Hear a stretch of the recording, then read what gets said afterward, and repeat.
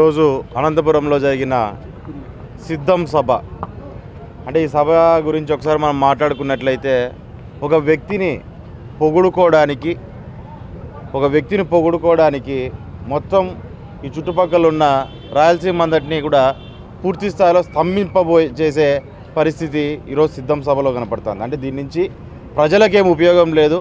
ప్రజల ధనాల్ని వాడుకుంటూ ప్రజాధనాన్ని ఊరికే వేస్ట్గా పోగొట్టుకుంటూ వారిని వారు పొగుడుకోవడానికి మాత్రమే ఈ సభ అనేది ఉపయోగపడుతుంది. ఇక్కడ జరుగుతున్న ఇటువంటి ఒక పనికిమాలిన సభలో భాగంగా ఇక్కడ జరుగుతుంటే విలేకరులు ఈరోజు కృష్ణ గారు కానీ అనిల్ గారు కానీ వాస్తవంగా జర్నలిజంలో వాళ్ళిద్దరూ బాగా సుపరిచితులు అనమాట. మొత్తం జిల్లాలో ఉన్న వైఎస్ఆర్ లీడర్లకు కావచ్చు, తెలుగుదేశం లీడర్లకు కావచ్చు, సిపిఐ కావచ్చు, సిపిఎం కావచ్చు, అట్ ద సేమ్ టైం మనకు జనసేన కావచ్చు, ఉన్న అన్ని పార్టీల్లోనూ అందరి నాయకులతోనూ మంచి వ్యక్తులు అని అనిపించుకోగలిగిన వ్యక్తులు. అటువంటి వాళ్ళను ఈరోజు సిద్ధం సభలో కవర్ చేయడానికి వెళ్ళంగానే ఏదో ఏబిఎన్, TV5 అంటూ వాళ్ళ మీద ఒక్కసారిగా విరుచుకుపడి జనాలు ఆ రకంగా దాళ్ళు చేయడం అనే పరిస్థితిని మనం చూస్తున్నాం. అంటే దీన్ని చూస్తుంటే ఏ రకంగా ఉందంటే సభలో కూడా సభ బయట అంటే ఈ పద్ధతిని చూస్తుంటే మనకి ఏ రకంగా అంటే పోకాలం దగ్గర పడింది అని. పోకాలం దగ్గర పడినప్పుడు ఇటువంటి దుశ్చర్యలు, రాక్షస క్రీడలు అనేటివి ఎక్కువగా పెడిమేరిపోతూ ఉంటాయన్నమాట.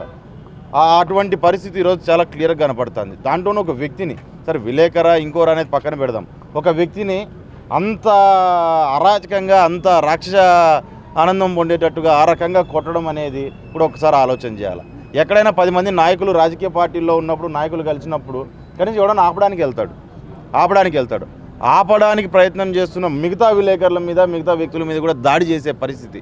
అంటే ఇప్పుడు మనం పొద్దునుంచి మనం కూడా చాలా వీడియోలు చూస్తున్నాం. ఎక్కడ చూసినా క్వార్టర్ బాటిళ్ళు, బిర్యానీ ప్యాకెట్లు, దానితో పాటు గుడ్లు పెట్టుకొని ఈరోజు తాక్కుంటా తిరుక్కుంటా ఇది ఒక పిక్నిక్లో ఒక ఎంజాయ్మెంట్ లాగా ఈరోజు ఒక సభకు అనే దానికి వాళ్ళు ఏదో చేయడానికి వచ్చేసారు.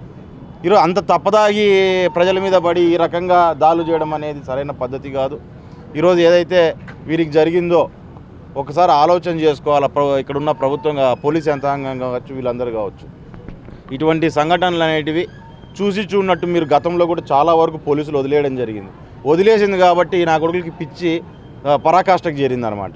వదిలేకోకుండా ఆ రోజే సరైన చర్యలు తీసుకుంటే పోలీసు వాళ్ళు ఈరోజు ఇటువంటి చర్యలు అనేటివి జరిగేటివి కాదు. ఈరోజు వాస్తవంగా వీడియోలో బయటపడింది కాబట్టి ఎంత రాక్షసంగా వాళ్ళ మీద పడ్డారు, పైశాచికంగా వాళ్ళ మీద పడ్డారు అనే విషయం మనకు అర్థమవుతుంది. ఈరోజు అదే వీడియో బయటికి రాకుండా పోయిందంటే ఏదో ఇంకా అవసరమైందంటే రిటర్న్ వీళ్ళ మీద కూడా కేసులు పెట్టి వీళ్ళనే పట్టబోయి లోపలేసే పరిస్థితి కూడా, జర్నలిస్టులను లోపలేసే పరిస్థితి కూడా ఈరోజు మనం చూసేవాళ్ళం అనుకుంటా.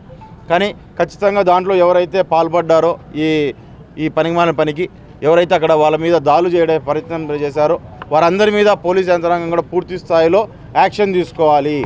ఇప్పటికే నమ్మకం వెళ్ళిపోయింది మన మీద, పోలీస్ డిపార్ట్మెంట్ మీద పూర్తి స్థాయిలో నమ్మకం ప్రజల్లో వెళ్ళిపోయింది. దీన్ని చాలా రౌడీలకి వాస్తవంగా చెప్పాలంటే వైఎస్ఆర్ కండువాలు కప్పుకున్న రౌడీలుగానే చూస్తున్నారు పోలీసుల్ని కూడా. ఈరోజు కాకి బట్టలు తీసేసిన సామాన్య ప్రజలు మాట్లాడే పరిస్థితికి వస్తుంది పోలీసుల మీద.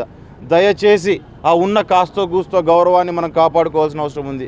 కాబట్టి జిల్లా పోలీస్ యంత్రాంగం కూడా ఖచ్చితంగా వాళ్ళకి న్యాయం జరిగేటట్టుగా ఎవరైతే ఇందులో పాల్పడ్డారో, ఈ ఘటనలో ఎవరైతే ఇన్వాల్వ్ అయి ఉన్నారో వారందరి మీద కేసులు కట్టి వాళ్ళ మీద తగిన చర్యలు తీసుకోవాలని చెప్పి కూడా మేము కోరుతున్నాము. ఖచ్చితంగా మీరు తీసుకోని పక్షంలో రాజకీయ పార్టీలు అన్నీ ఏకమై పోరాటం చేయడానికి విలేకరుల తరఫున సిద్ధంగా ఉన్నాయనే విషయాన్ని కూడా నేను తెలియజేస్తున్నాను.